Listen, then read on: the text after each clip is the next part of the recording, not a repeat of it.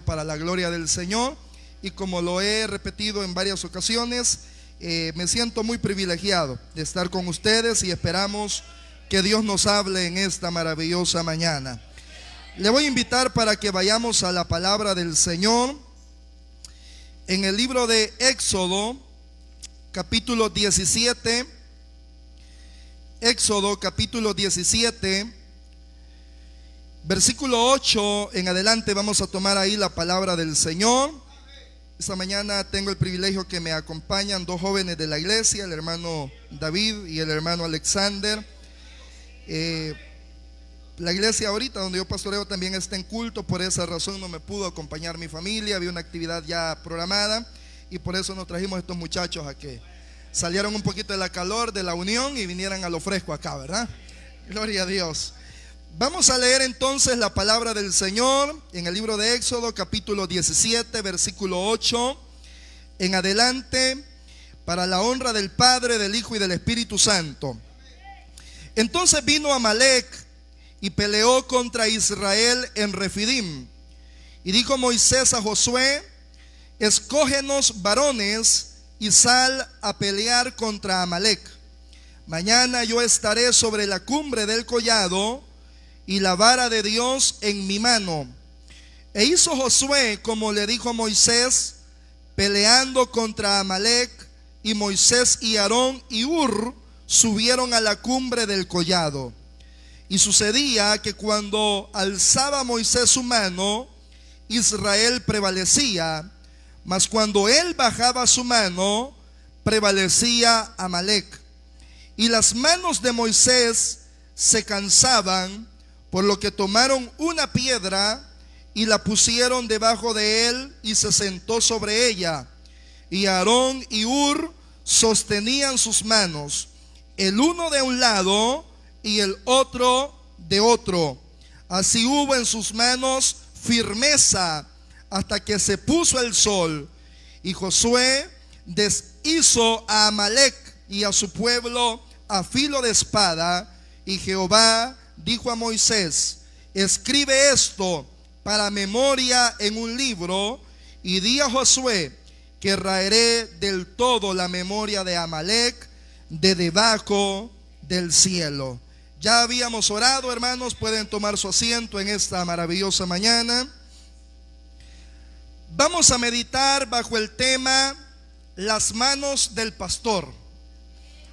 Las manos del pastor es el tema bajo el cual esperamos que el Señor nos hable a todos en esta mañana. Cuando vemos la historia de Moisés, líder de Israel, y justamente la historia de Israel en el desierto, vemos una semejanza, una similitud muy profunda con la relación que existe entre un pastor y una iglesia. Hay una correlación de factores, similitudes, que nos llevan a pensar de que Moisés muy fácilmente puede, hermanos, de alguna manera significar o representar el ministerio pastoral. Aunque en el Antiguo Testamento el ministerio pastoral como tal no aparece, todos los hombres de Dios, siervos de Dios del Antiguo Testamento, también simbolizan la tarea y el compromiso de cualquier ministro que ha entendido el proyecto de Dios y que hace realidad también el propósito de Dios. Cuando hablamos del proyecto de Dios, nos referimos a la visión de Dios dada a hombres y mujeres en momentos precisos. Cuando hablamos de un Noé que construyó un arca, estamos hablando del proyecto de Dios, del propósito de Dios para ese momento. Y Noé le creyó a Dios y cumplió con la tarea que Dios le había encomendado para ese momento en específico. Cuando vemos un Abraham que sale de su tierra al desierto a buscar la promesa de Dios, vemos en él también un hombre que creyó en el proyecto de Dios, en la promesa de Dios, en la visión de Dios, y se esforzó por cumplir eso que Dios le había encomendado. Y cuando vemos a Moisés, la historia se repite. Es un hombre que Dios llama, que Dios capacita, también con un propósito, con un proyecto sobre sus lomos. Y esa carga que el Señor pone sobre Moisés es que vaya a Egipto, se enfrente al faraón y que con mano de Dios, con poder de Dios, saque al pueblo de Israel esclavizado en Egipto rumbo al cumplimiento de la promesa que el Señor había dado en conducirla hacia una tierra que fluía leche y miel. Todos estos aspectos que he mencionado, hermanos, simbolizan y de alguna manera asemejan la vida de un ministro, la vida de un pastor. Y cuando usted ve la historia de Israel en el desierto y su relación con Moisés, usted se va a dar cuenta de que también el pueblo de Israel era un pueblo muy difícil de dirigir, un pueblo muy difícil de pastorear, diríamos. En muchas ocasiones el pueblo se sublevó contra Moisés, murmuraron en contra de Moisés, sin razones aparentes, pero lo hicieron. En otras ocasiones el pueblo se rebeló a la voluntad de Dios, y toda esta carga de situaciones que ocurrieron están sobre los lomos de Moisés, líder de Israel. Y cuando yo leía este pasaje, orando, pidiéndole al Señor que iba a compartir con ustedes esta mañana, el Señor me llevaba a este pasaje, y cuando leemos el contexto y lo que aquí está sucediendo, nos damos cuenta de por lo menos tres realidades importantes bajo las cuales vamos a meditar esta mañana. Hay por lo menos tres verdades que usted necesita saber esta mañana acerca de su pastor. Cosas que a veces las sabemos, las conocemos, pero que a veces las ignoramos. Y que esta mañana, a través de la palabra de Dios, vamos a ser recordados acerca de esta realidad a semejanza de Moisés. En primer lugar, las manos del pastor están trabajadas. Repite conmigo: las manos del pastor están trabajadas. Otra vez, las manos del pastor están trabajadas. Cuando hablamos de trabajo, nos referimos a esfuerzo, nos referimos al ejercicio de una función que lleva desgaste, no solamente físico, sino también mental. No solamente mental, sino también emocional. Últimamente las redes sociales como que han venido a abonar más en este sentido, pero hay un concepto muy erróneo en la sociedad en cuanto al ministerio.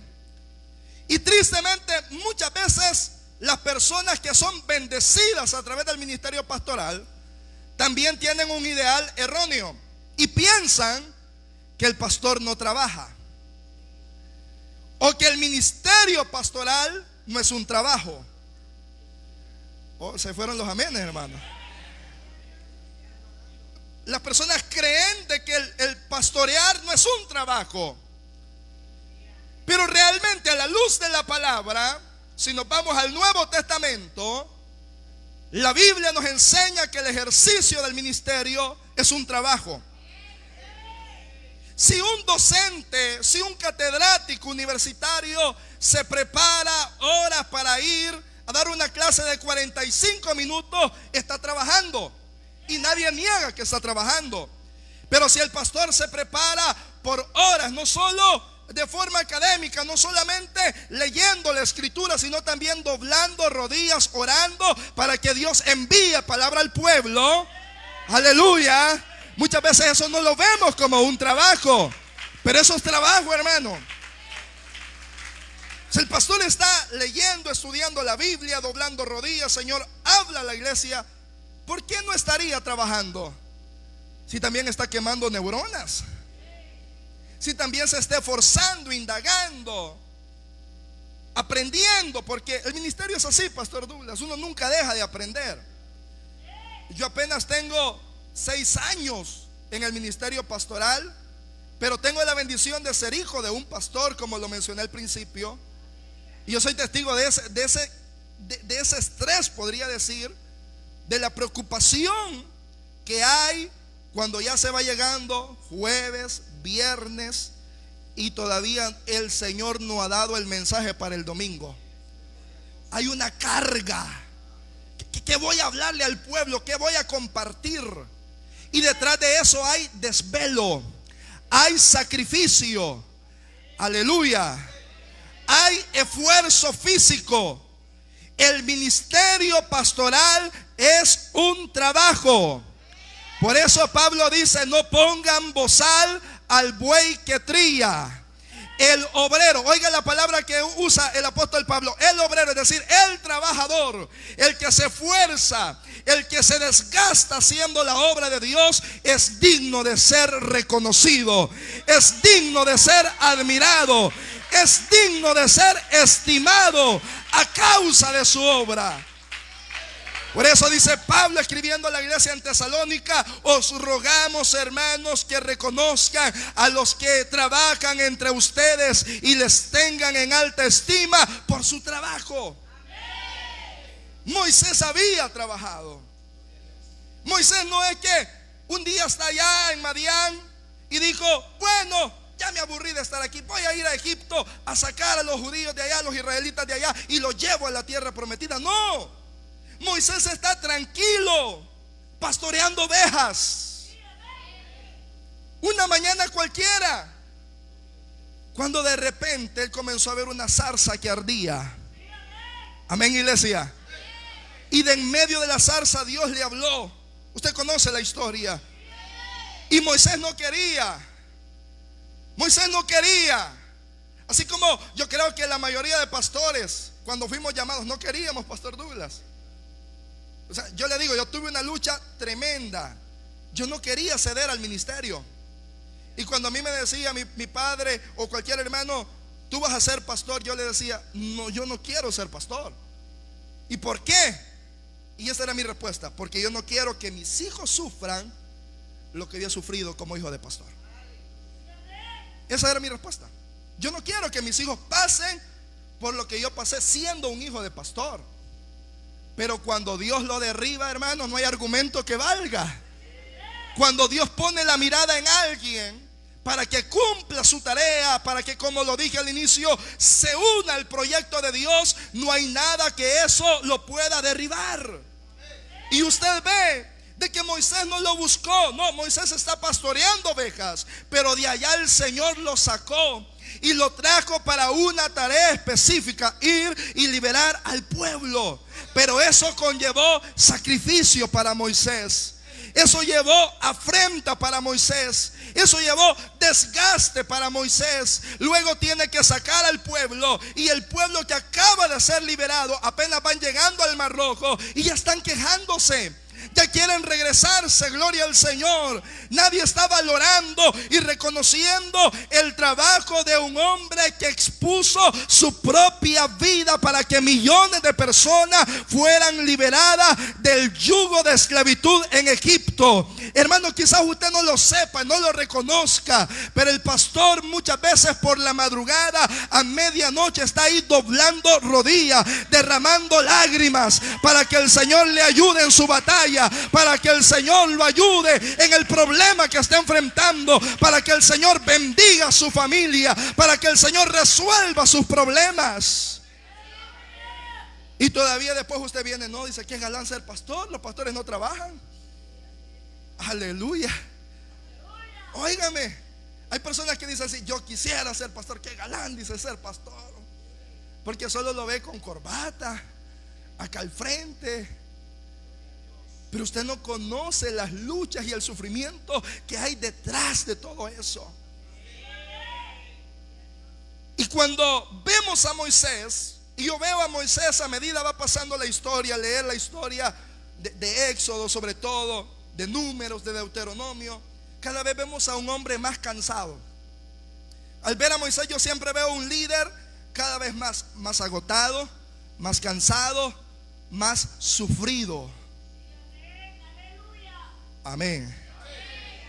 Por eso hay un momento en la historia donde Dios y Moisés, a mí me encanta ese pasaje, parece que no se ponen de acuerdo de quién es el pueblo.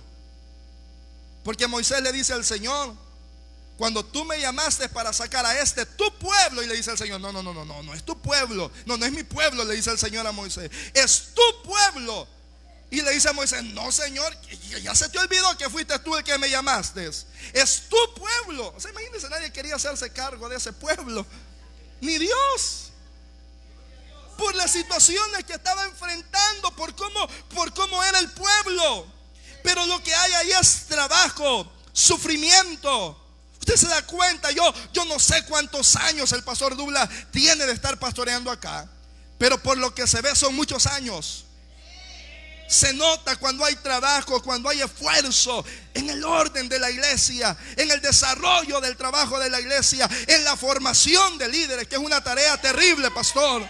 Pero todo esto es gracias a la voluntad de Dios, a la bondad de Dios, que concedió a esta iglesia un siervo de Dios para que trabaje. Y la iglesia debe sentirse contenta, orgullosa, cuando tiene un pastor que trabaja en la obra del Señor. Como Pablo cuando se despide de los ancianos de Mileto, que les dice: ustedes me han conocido, han sabido que durante 3 años les he exhortado con lágrimas, no he cesado en las casas públicamente de declararles la palabra del Señor. Y ahora yo estoy libre, les dice Pablo, porque he trabajado, porque he servido. Qué lindo es cuando la iglesia tiene un siervo de Dios al frente, que está trabajando, que no le tiene miedo al diablo, hermano, que no le tiene miedo a las acechanzas del enemigo, sino que está al frente como siervo de Dios, con valentía, para desarrollar el trabajo de la obra de Dios. Eso es hermoso. Pero el trabajo de Moisés no solamente, le dije, físico, porque el problema es que la gente piensa que el pastor no trabaja, quizá porque no lo ve desarrollando a veces un trabajo físico. Aunque en la iglesia siempre nos toca, pastor, agarrar la pala, agarrar la cuchara. Mire, yo cuando llegué a la iglesia yo no sabía nada de albañilería, pero la necesidad nos obliga a aprender de todo un poco, pastor.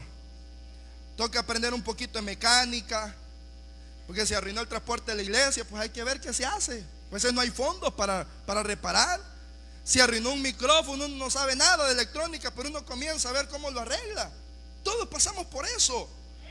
Y ese es trabajo en la obra del Señor. Pero uno de los trabajos más importantes en el ministerio es la organización y la administración.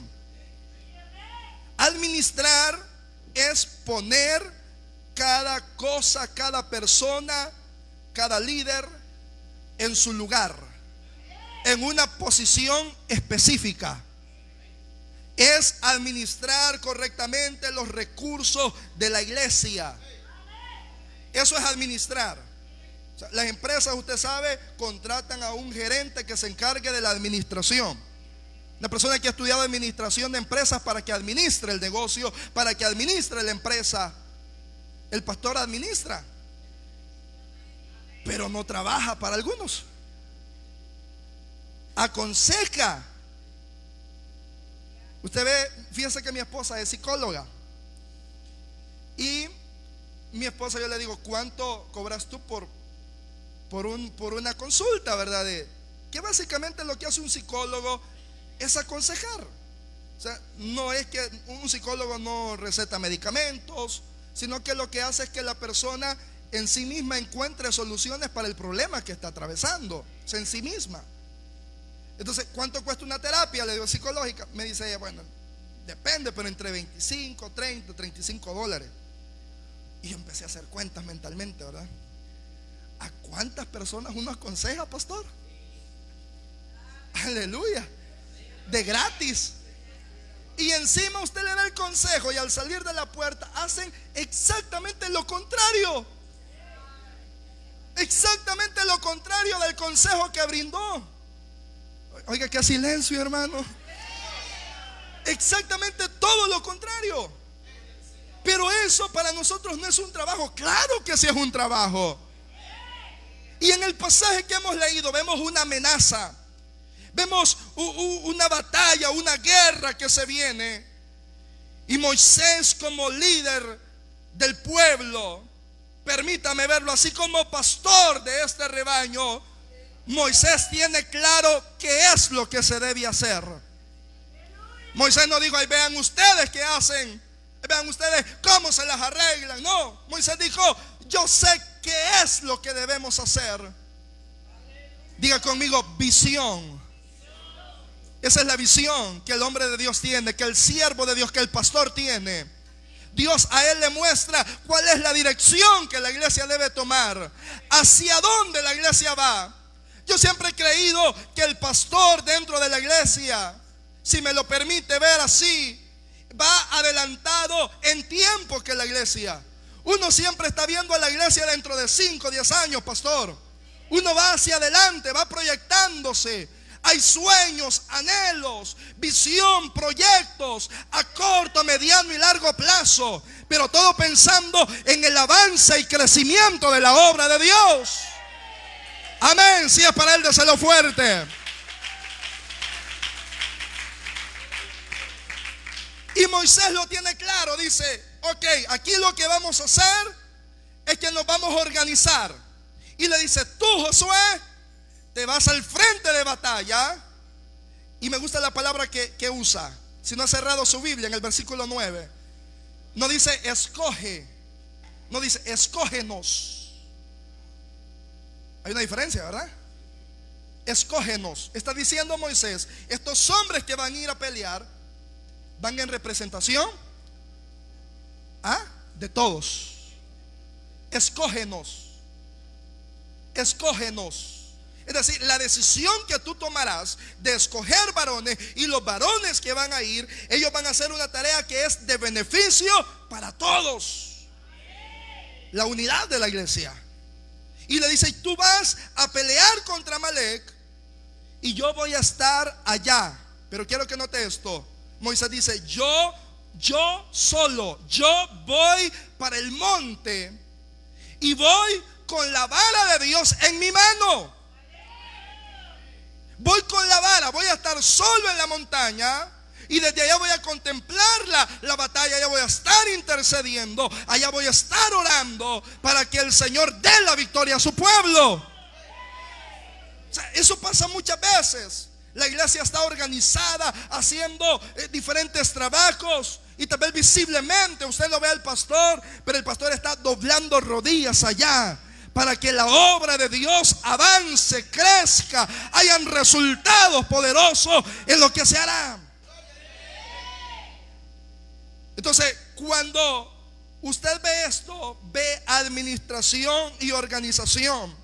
Porque Moisés dice: Josué, escoge varones, guerreros, y tú vas al frente. Ahí está la tarea de Josué. Luego vienen los varones que van a ir a pelear, y luego Moisés dice: yo voy para la montaña. Quiero que note esto es bien importante para entender el pasaje. Ninguno de los 3 grupos hace lo mismo. ¿Me escuchó? Cada quien hace algo diferente. Moisés hará algo diferente, Josué hará algo diferente, los guerreros harán algo diferente, comandados por Josué. Pero sucede de que lo que Moisés tiene en su mano, ¿qué es? ¿Qué? Una vara. Y la vara tiene varios simbolismos, pero los 2 más importantes que quiero rescatar para compartirle son llamado y autoridad. La vara simboliza llamado y autoridad. Esto también es bien importante que lo sepamos para entender después. Llamado, porque cuando Moisés fue llamado por Dios, lo que tenía en su mano era esa misma vara. Entonces, esa vara le recuerda cuando la zarza estaba ardiendo, y esa vara le recuerda de que el Señor le dijo: vas a ir a liberar a mi pueblo, lo vas a conducir en el desierto, pero no tengas miedo porque yo iré contigo, le dijo el Señor. El llamado de Dios, la experiencia del llamado, pero también simboliza autoridad. Porque Moisés no tiene un cetro, un séquito como lo tenían los reyes de la época. No, el séquito de él es una vara. Él no tiene un bastón de autoridad. No, una vara es lo que anda. Pero esa vara simboliza que a quien Dios ha escogido como autoridad para ese pueblo es a Moisés. Y los que se sublevaron terminaron mal. Datán, Coré y Abiram terminaron mal. María y Aarón, que murmuraron y dijeron que acaso solo por Moisés puede hablar el Señor, terminaron mal también, porque no tenían la vara de Dios, porque no tenían la autoridad de Dios, porque aunque tenían habilidades importantes, no habían sido escogidos para tal tarea. A quien Dios había escogido, medio tartamudo sí, pero a quien Dios había escogido era a Moisés. Y el Señor le prometió: mi presencia irá contigo. ¿Cuántos alaban al Señor en esta mañana?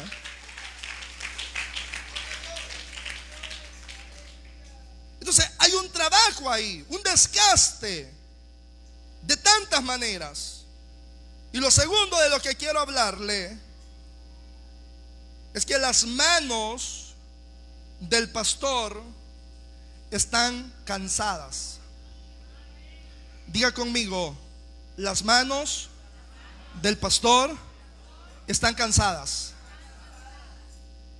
Si hay trabajo, es lógico que va a haber cansancio.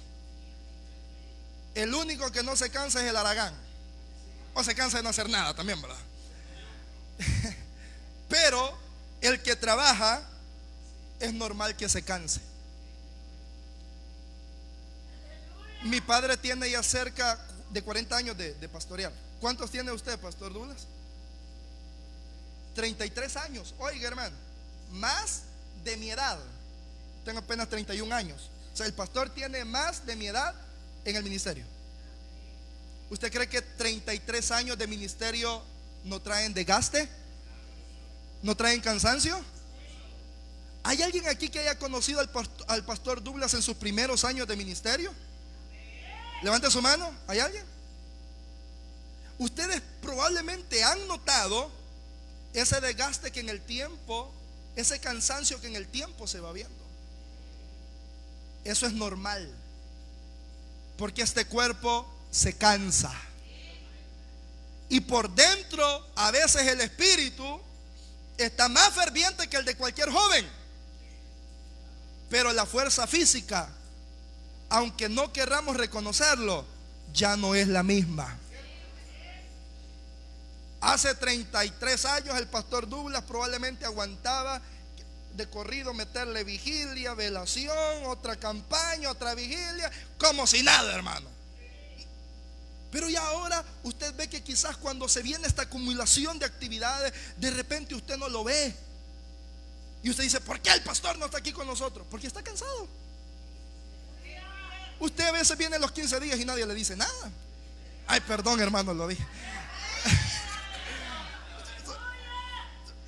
Es normal que haya cansancio. Y el peor error que podemos cometer es pensar que el ministerio, que el trabajo ministerial no trae desgaste. Por supuesto que sí. Las responsabilidades, las presiones, por pequeñas que parezcan, generan cansancio. Alguien diría: ah, qué bonito, ¿va? Josué y los guerreros matándose al frente de batalla y Moisés solo viendo ahí arriba. Qué galamba. Cualquiera diría eso. Qué bonito Moisés solo viendo ahí arriba, mientras los otros están exponiendo su vida. Pero eso es no entender los planes de Dios, los propósitos de Dios, el proyecto de Dios. Amén, iglesia. O sea, la ocupación de Moisés parece que es la más fácil de hacer, parece que es la más sencilla, pero realmente lo que está haciendo Moisés, usted lo ve por la palabra, es la actividad detonante de la victoria. Lo que está haciendo Moisés es el secreto para obtener la victoria. Aleluya. Es la actividad que el Señor usará para que el pueblo alcance bendición, victoria y avance. Parece práctico, parece sencillo, pero esas actividades repetidas constantemente. Yo sé que si yo le pregunto al pastor: pastor, ¿cuántos sermones ha predicado en 33 años? Yo sé que no lo sabe. Es imposible cuantificar eso. O sea, saber es imposible. Y hay estudios que demuestran que, por ejemplo, solo la exposición de un mensaje equivale por lo menos a una jornada laboral de entre 8 a 10 horas. ¿Me escuchó? La exposición de un mensaje, exponer el mensaje, sin contar el tiempo de preparación. Pero la gente dice, no, predicar cualquiera, eso es fácil, dice. Claro, pararse a decir un montón de disparates, eso cualquiera lo hace. Pero cuando es palabra de Dios lo que va a fluir, cuando es el Señor que va a hablar al pueblo, eso no lo hace cualquiera. Eso solo lo hace un hombre que tiene el corazón de Dios, que tiene comunión con Dios y que es guiado por el Espíritu Santo para edificar a la iglesia. Aleluya. Entonces, como hay cansancio, es normal que haya desánimo. Hermanos, ¿quién de ustedes nunca se ha desanimado? Que levante la mano. ¿Quién nunca se ha desanimado? Me agrada, hermano, su honestidad. Pastor, nosotros también nos desanimamos. Mire, yo he testificado esto muchas veces. En mis primeros 2 años de ministerio pasé una cantidad de pruebas y problemas. En 2 ocasiones hice mi carta de renuncia. Ya la tenía hecha, firmada.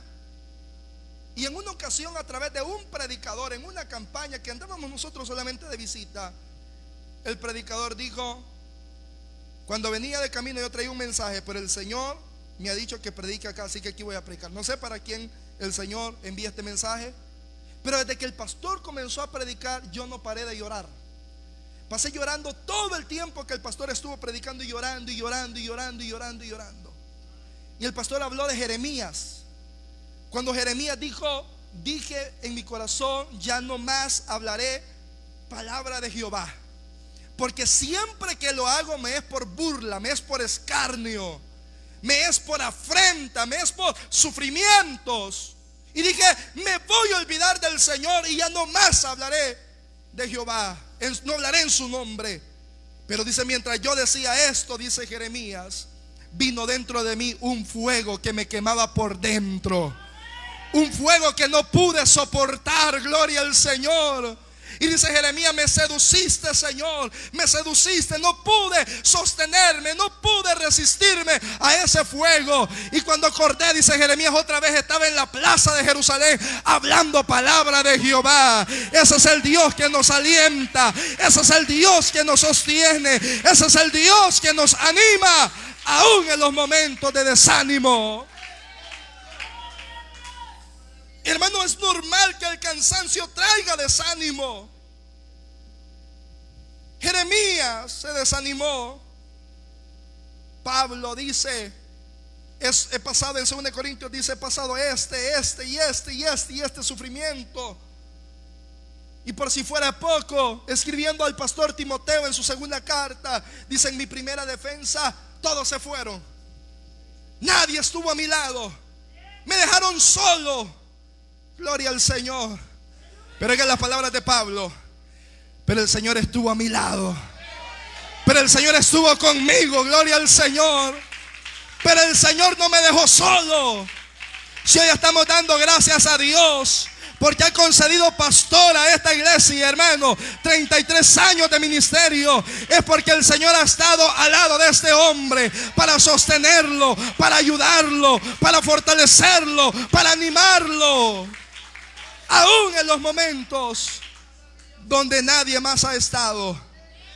Pero el Señor ha estado ahí. ¿Cuántos bendicen el nombre del Señor? Usted ve a un hombre, Elías, profeta de Jehová, profeta de fuego, hombre de Dios, profeta de Jehová. Y decirle, si soy hombre de Dios, si soy profeta de Jehová, que les caiga fuego. Y caía fuego. Dijo que ya no más llovería. No llovió.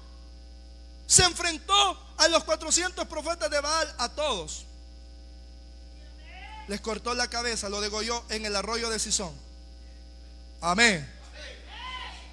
Pero un día después de que hizo descender fuego del cielo que consumiera el holocausto en el monte Carmelo, la amenaza de Jezabel lo hace correr.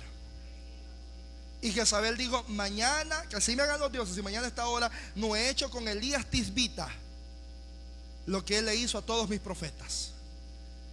Al hombre que hacía descender fuego, al hombre que hacía descender lluvia y que paraba la lluvia, ahora está debajo de un enebro. ¿Qué quería Elías? ¿Que Dios lo ayudara?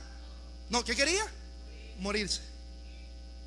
Y le dijo: Señor, mátame, quítame la vida, porque yo no soy mejor que mis padres, no soy más grande que mis padres, mejor quítame la vida.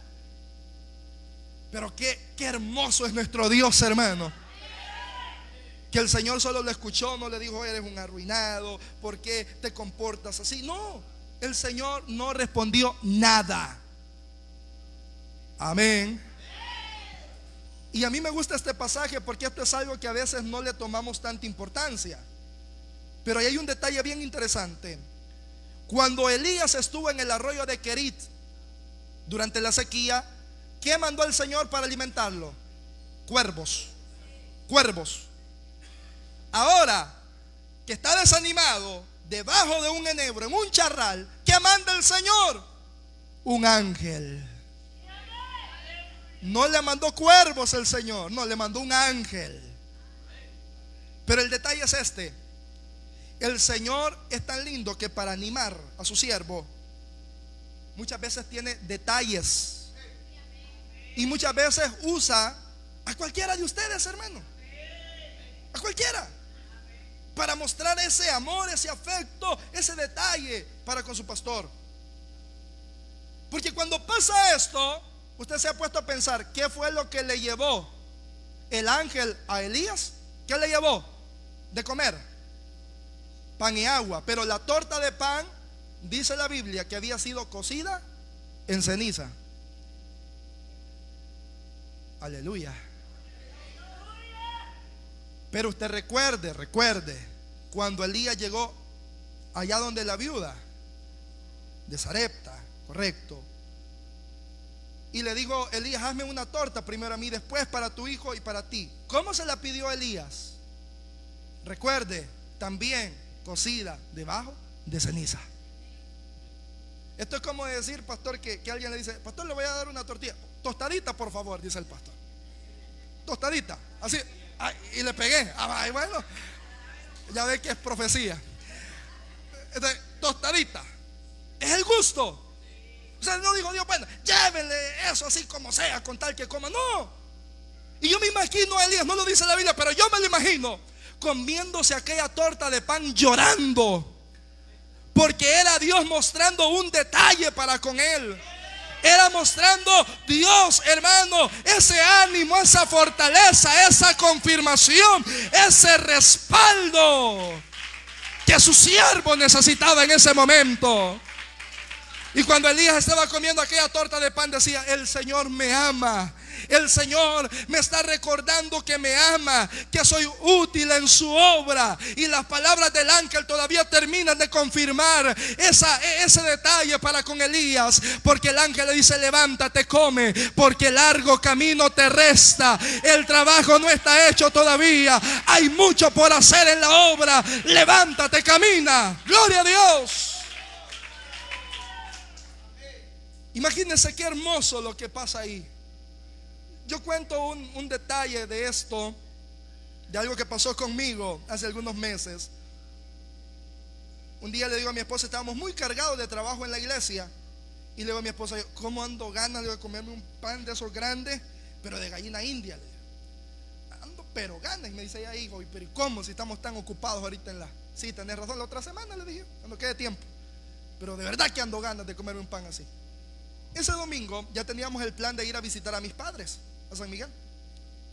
Y cuando yo llego a la casa, cansado de una semana tan trabajada en la iglesia, habíamos tenido velación en esa semana en la iglesia y un trabajo terrible. Y cuando llego, me dice mi mamá: hijo, me tenemos una sorpresa. ¿Qué va a ser? Digo yo. Venía en la mesa, me dijo. Y cuando llego, un pan, como yo lo había pensado, grande, de gallina india, hermano. Y yo me imagino a Elías llorando, porque yo lloré cuando me comí ese pan. Sí, Pero yo no vi otra cosa en eso. Tal vez para usted no signifique nada. Yo sé que el pastor quizás tenga muchas historias como estas, y quizás por usted eso no signifique nada. Pero para nosotros en el ministerio, esos deseos profundos es de un Dios que nos conoce, que nos llamó, que nos ama y que lo usa como combustible para que sigamos sirviendo en la obra. Uno a veces por estar ocupado en el ministerio ni se acuerda que no tiene calcetines, no se acuerda que los zapatos ya no le sirven, no se acuerda que el cincho ya lo anda roto por estar tan ocupado en la obra. Y de repente Dios usa a alguien en la iglesia: pastor, ¿a quién le trae estos calcetines? Amén. Ese detalle a uno lo marca, pastor. Ese detalle uno dice: fue el Señor que le puso a sentir al hermano, a la hermana, de compartir conmigo. Porque las manos del pastor están cansadas. Y como están cansadas, eso me lleva a lo tercero. Las manos del pastor necesitan ser sostenidas, o deben ser sostenidas más bien. Diga conmigo: las manos del pastor deben ser sostenidas. Óigame, si yo le pregunto esta mañana de las tareas que hay ahí, de un Moisés levantando las manos, de un Josué y el pueblo peleando, los guerreros peleando, ¿usted qué escogería? No me responda. Yo sé que usted escogería estar en la montaña levantando las manos, porque suena más fácil, ¿verdad? O sea, es más fácil agarrar una vara que agarrar una espada. El problema es la responsabilidad que eso conlleva. Amén. Pero hay un detalle en esta historia que a mí se me hace muy interesante. ¿En qué momento Moisés le dijo a Hur y a Aarón que fueran con él? ¿Encuentra usted en la Biblia que diga que Moisés le dijo a Hur y a Aarón: vamos? No. De hecho, si usted se da cuenta, Moisés, lo dije hace un momento, Moisés dijo: voy yo solo. Él no dijo: me voy a llevar a Hur y a Aarón. No, él dijo: voy yo solo. No está pensando en nadie. Aleluya. Pero cuando aquella mañana ven aquel anciano, Moisés ya era un anciano para esta época, y ven aquel anciano aquella mañana que agarra la vara y con su camino lento, ya por la presión de todo este tiempo de trabajo, agarra la vara y caminando lento va para la montaña. Hur y Aarón se quedan viendo y dicen: no es posible que Moisés se vaya solo, vámonos con él. Aleluya. Vámonos con él.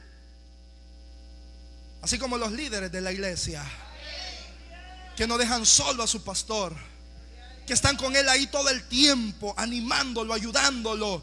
Aleluya. La presencia, solo la presencia, pastor, de tener un grupo de gente a nuestro lado, eso nos fortalece. Eso es bendición. Solo estar rodeado de hermanos que le dicen: pastor, no se preocupe, aquí estamos con usted. No tenga miedo, pastor, nosotros estamos a su lado para pelear esta batalla de la fe, mano a mano, hombro a hombro, bajo la visión de Dios. Eso trae, hermano, una confortación al corazón, una bendición a la vida del ministro, que sabe que no está solo porque Dios está con él. Pero también hay hombres y mujeres que están a su lado, dispuestos a pelear esa batalla en el nombre del Señor. Y quiero que note esto. 4 cosas rápidamente le quiero mencionar de Hur y Aarón. Primero, subieron a la montaña simplemente porque su función era estar cerca de Moisés. Todo pastor necesita gente que esté cerca de él. Y la gente que debe estar cerca de él son los líderes. Los líderes. Y la iglesia en general, si es posible. Pero quiero que note esto: cuando llegan allá, ellos no fueron de mala gana, qué barbaridad, no, ellos fueron voluntariamente. Es que nadie se los pidió, fueron porque amaban a Moisés. Fueron porque no querían dejar solo a Moisés. Pero cuando están allá se dan cuenta que Moisés agarra la vara y la tiene levantada. Y comienzan ellos a ver de que Moisés se cansaba, estaba cansado, y por momentos bajaba. Y ellos se quedaron viendo de que cuando Moisés tenía las manos en alto, el pueblo de Dios prevalecía en la batalla, y que cuando Moisés la bajaba, el pueblo retrocedía a causa de su enemigo. Cualquier líder de esta época hubiera dicho: que tullido este Moisés, hombre, qué poquita fuerza tiene este hombre. Cualquiera. Hay líderes así de malintencionados. Hay otros que dicen: no, mejor yo, quítese Moisés, yo me voy a sentar aquí, yo tengo las manos en alto. Oiga, hermano, qué silencio. Pero tampoco se quedaron a la expectativa, porque a veces hay gente, dejémoslo, dice, dejemos al pastor, a ver cómo le hace, dice, a ver hasta dónde llega, va a topar, dice. Aleluya. Dejémoslos a ver hasta que ya esté, hermano, con la lengua de afuera. Fíjense que allá por donde yo estoy pastoreando hay una iglesia, Pastor Douglas, vecina, que esa iglesia no duran más de 3 años los pastores. Y una vez me encontré con uno de los diáconos de la iglesia y le digo yo: hermano, ¿ya cambiaron pastor? Le digo. O sea, solo en el tiempo que tengo yo de estar allá hay 3 pastores que han pasado por ahí en 6 años. Y le digo yo: hermano, ¿y qué pasó? Le digo: ya cambiaron pastor. Ay, hermano, me dice, es que nosotros somos una iglesia bien dulce. Y yo dije en mi mente: qué raro, porque si fueran una iglesia dulce no le dieran carrera tan rápido a los pastores, ¿verdad? Entonces me dice: somos una iglesia bien dulce. ¿Por qué? Es que a todos los mandamos con diabetes, me dijo. Oiga bien, o sea, todos los pastores se van porque van enfermos de esa iglesia. Y es cierto, hermano. Yo conozco el caso de 2 pastores que estuvieron anteriormente, que ya partieron a la presencia del Señor, y que fue saliendo de ahí, murieron, a morir. Gloria a Dios. Porque se quedaron a la expectativa. No, ahí déjelo. Él es el pastor, hay que ver cómo se las arregla. Si supiéramos que eso lo que trae es retroceso y estancamiento a la obra de Dios. Pero cuando hay gente que está alrededor y que no se quedan a la expectativa, sino que cuando ve que las manos del pastor ya vienen hacia abajo, están prestos para salir corriendo y decirle: pastor, no se preocupe, aquí estamos nosotros para sostener sus manos, para que la obra de Dios no se detenga. Alaba la gloria de Dios esta mañana. Ellos no están pensando en Moisés, están pensando en algo más profundo, están pensando en el bienestar de la obra de Dios. Cuando hay una iglesia que ama, que sostiene a su pastor, que ayuda a su pastor, eso es lo que trae bendición a la misma obra. ¿Cuántos lo creen, hermanos? Eso es lo que dice la escritura a los hebreos, que la iglesia debe estar sujeta a su pastor, obedeciéndole en todo, para que el pastor haga la obra de buena gana, no quejándose, porque esto no es provechoso. Gloria a Dios. Pero yo sé que el pastor Douglas no se queja de ustedes. Amén. No hay quejas. Pero eso, ¿de dónde viene? De una iglesia que sostiene a su pastor, que sostiene las manos de su pastor, que reconoce el ministerio de su pastor. Lo tercero que quiero mencionarle de Uri y Aarón es que no le quitaron la vara, como lo dije hace un momento. Eso significa que ellos respetan la autoridad. O sea, no son líderes que se sublevan y irrespetan la autoridad pastoral, sino que ellos entienden que Moisés es el que tiene que tener la vara en las manos, que esa vara en manos de ellos no sirve de nada.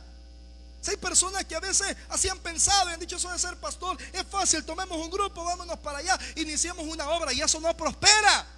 Y no prospera simplemente porque Dios no está ahí, porque no han sido llamados para esa tarea, porque el que es llamado es respaldado por Dios, y en el tiempo, hermano, se ve el respaldo de Dios en ese llamado. Amén.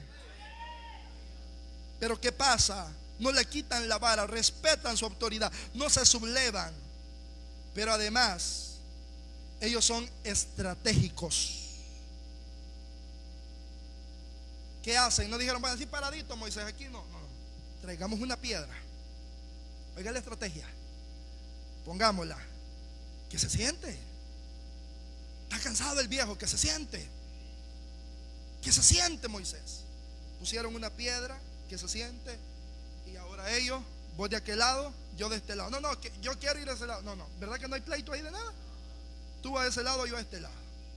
Sosteniendo las manos. En unidad. En armonía. No hay nada más lindo, hermano, que bendiga el corazón de un pastor que ver una iglesia unida trabajando en la obra de Dios. Pero cuando hay murmuración, cuando hay división, y cuando viene uno, pastor, fíjate, aquel hermano me hizo mala cara, y viene el otro, fíjate, el otro también me vio mal. Eso lo que hace es cargarlo.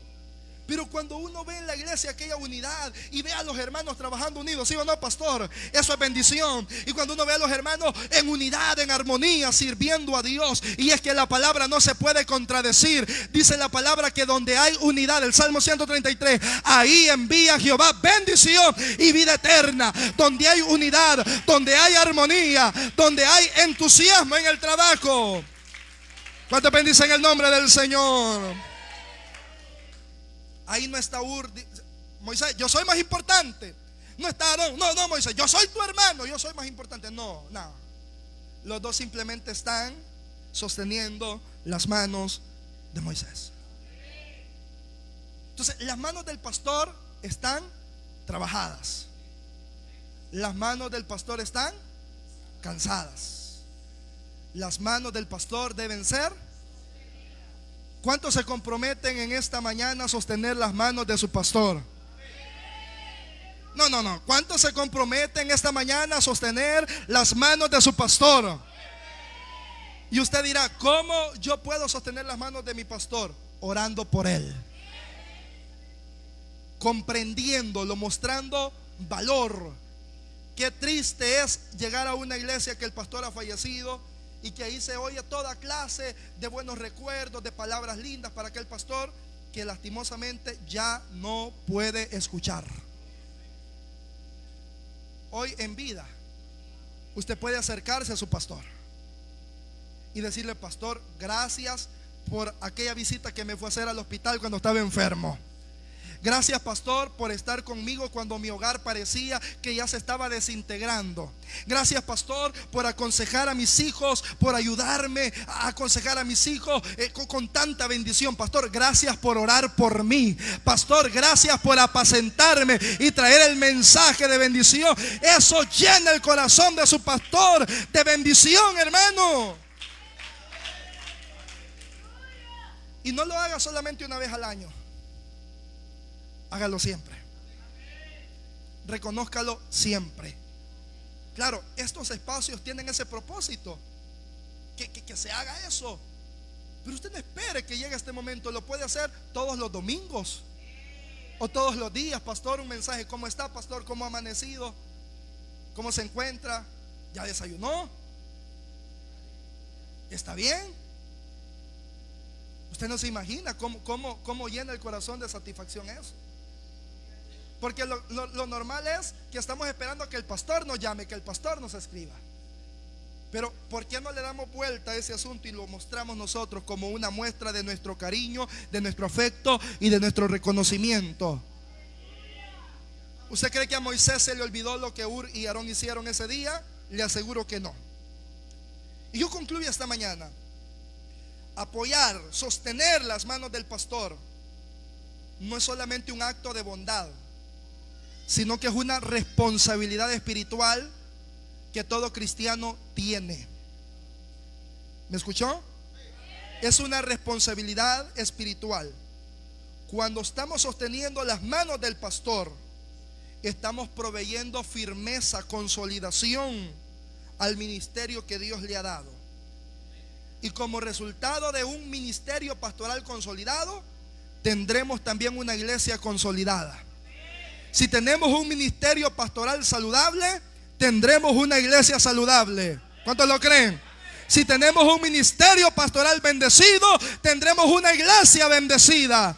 Si tenemos un ministerio pastoral próspero, tendremos también una iglesia próspera. Denle su ofrenda de palmas al Señor.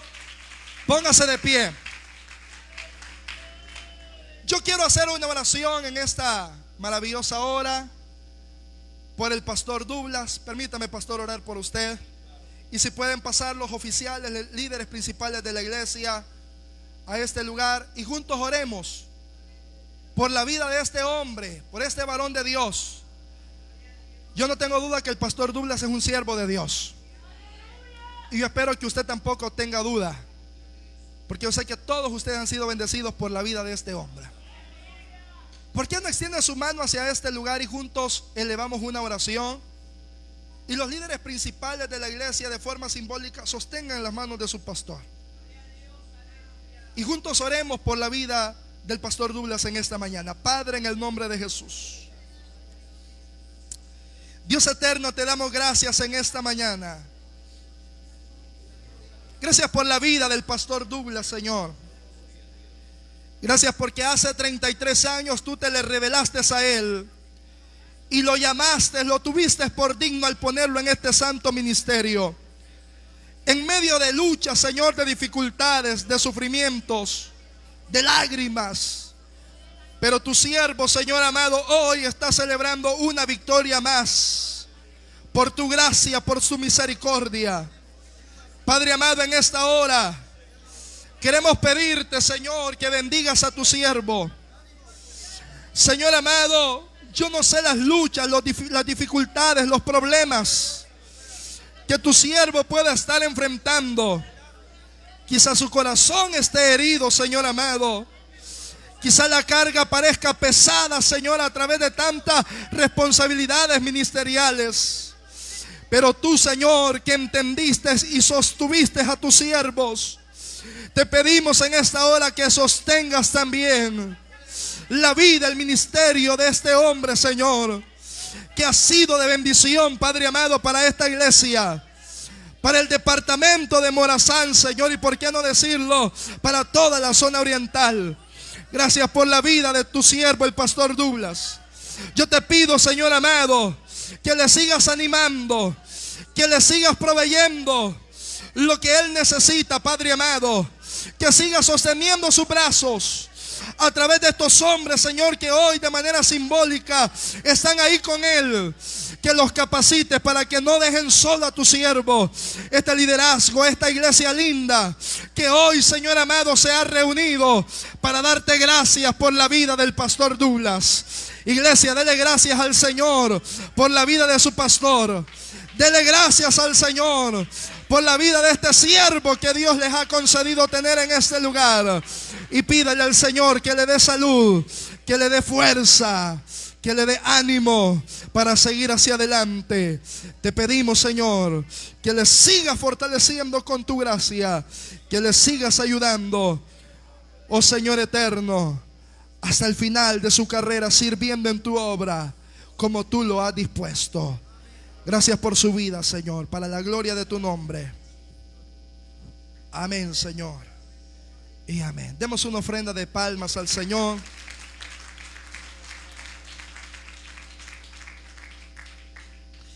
Ha sido un verdadero privilegio para mí, hermanos, estar con ustedes esta mañana. Que el Señor les bendiga a todos.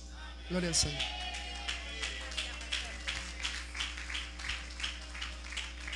Amén. ¿Cuántos nos hemos gozado? Todos, ¿verdad? Todos estamos gozándonos. Damos gracias a Dios por lo que esta mañana Dios ha hablado a nuestra vida también. Sabemos que es